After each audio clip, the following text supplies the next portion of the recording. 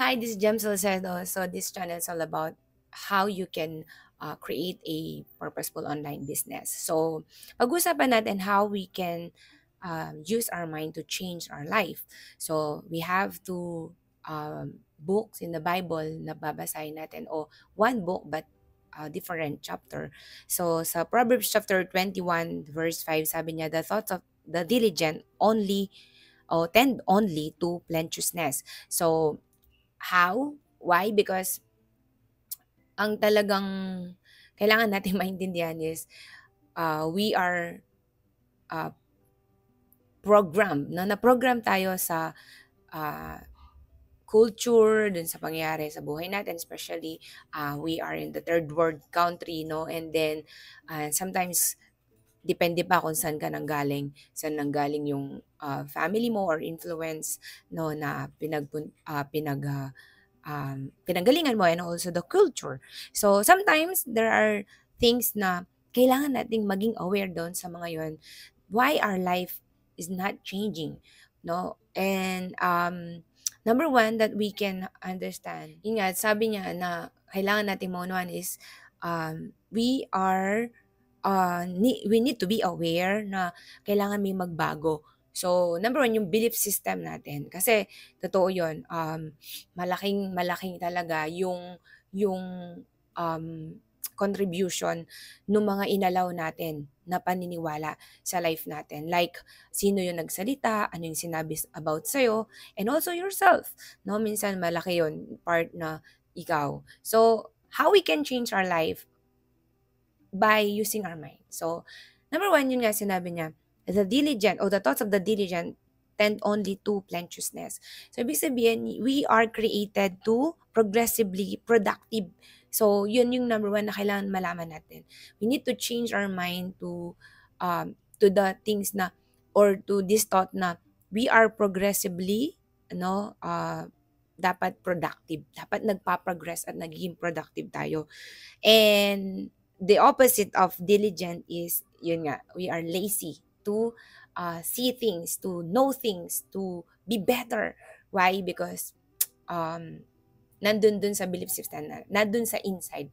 And yes, talagang marami talaga tayong dapat malaman.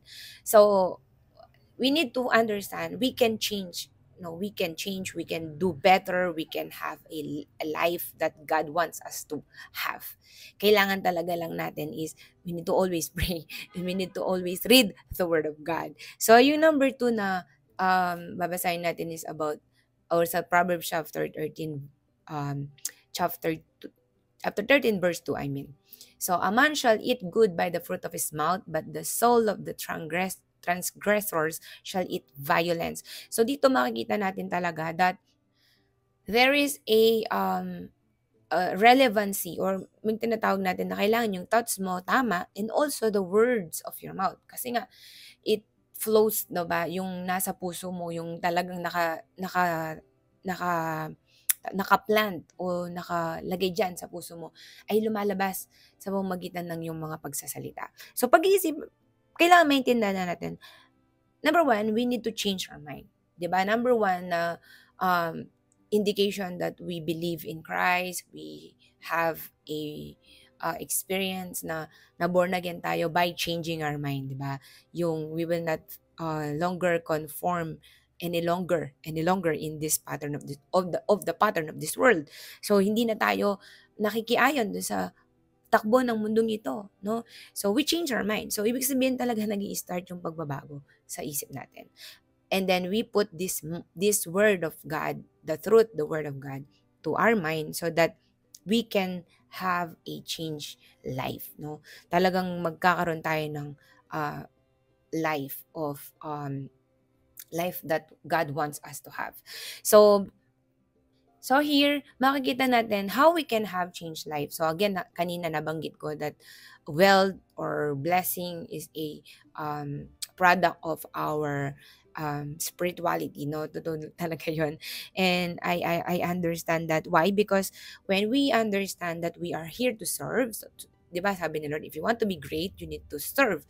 So if you can build a business, no, that can serve people, it will make you wealthy.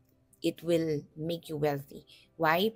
Because when we know how to serve, the values that we deliver, or the values that we serve, or the values that we give to the people, are the things that can um, bring us back. O, hindi yun eh. Actually, I'm not to the point na kumikita na ako ng malaki sa business ko, but I understand now na talaga yung pera, no, it's only the equal, or um the tawag dito, yung it's only the result of the value that you delivered to people. So, there are four values that we can create here. Yung number one, yung implementation. Implementation, we do work.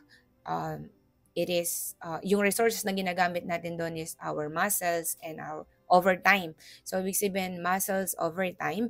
So, when we work for the money, and then, limited time lang. So, ibig sabihin, 8 hours, yung pinaka-limitation natin. Why? Because yun yung pinakasagad. Kasi pag inano mo pa doon, sobrang exhausted na yung katawan mo. Why? Because we use the muscle that we have.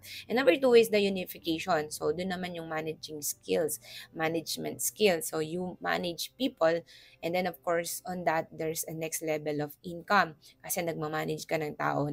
And when you manage people, uh, yun nga, yung minamanage mo na yun, they are also limited. That's why the more you manage, the more you have responsibility. So ibig sabihin, next level yung unification or managing people. And then number three value that we can know is to communicate. Yan. So communication is like a vlogger, no? Yung mga vlogger, salesperson, author, gumagawa ng book, podcaster, yan yung mga ngayon na nakikita natin na lumulusot, o nakikita natin nag-a-appear sa online ngayon. So they are the communication level. So that is the next level, or the second highest level of values that we can produce. And then that last one is the imagination. So imagination is the highest level values that we can deliver to the people. Why? When we imagine something that can help people, like, alam nyo ba, lahat ng ginagamit ngayon ng tao ay nagsimula sa imagination, and then they communicate that to the people, and then they unify the people, and then they make the implementation. That's why yung source of income, or source of yung blessing no, na nangyayari dun sa taong naging dahilan, o naging instrument para mangyari yung imagination na yun, no, maraming blessing. So I'm not in the blessing part, because again, spirituality, the wealth is spirituality. So the more you create, no, doon sa spiritual realmness, sabi nga, no, the more you can discover na nandun yung pagpapala talaga, nandun yung value na madideliver mo sa tao. So this is the thing that I've learned lately, but again, I'm not yet perfect on this. Not yet perfect on this, but if you are in the level of imagination, you need the four. Kailangan mo ng imagination level, or that value, and then of course you need the unification, I mean the communication level, and then unification, and the implementation. So kailangan mo yung apat na yon. So ibig sabihin, talagang kailangan pinagpipray mo talaga at dinidecide na magkaroon ng business na makakapag-serve sa ibang tao. But again, yun yung video natin is about using your mind to change your life. We need to be diligent and understand that we are created to progressively productive. Kailangan nagiging productive tayo. Kailangan lumalabas yung potential and talents and gifts na binigay ni Lord sa atin. So, I think we need to decide now to understand that kailangan talaga magamit na natin yung ating isip, no? Jim Rohn, kasi madalas namin pinakikinggan ng asawa ko ngayon every time that we walk in our house, and lagi niya sinasabi na kailangan talaga nagde-decide tayo na gamitin yung ating isip. Ibig sabihin, we um, kumbaga maging diligent tayo na maging better at i-workout yung ating sarili or yung personal development. So personal development, malaking personal development yung magkaroon ng tamang mindset.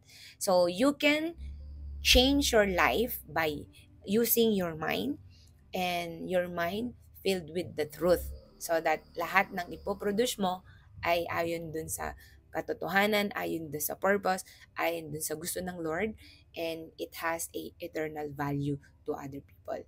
So that's it for our video for today, and I hope it gives an inspiration to you.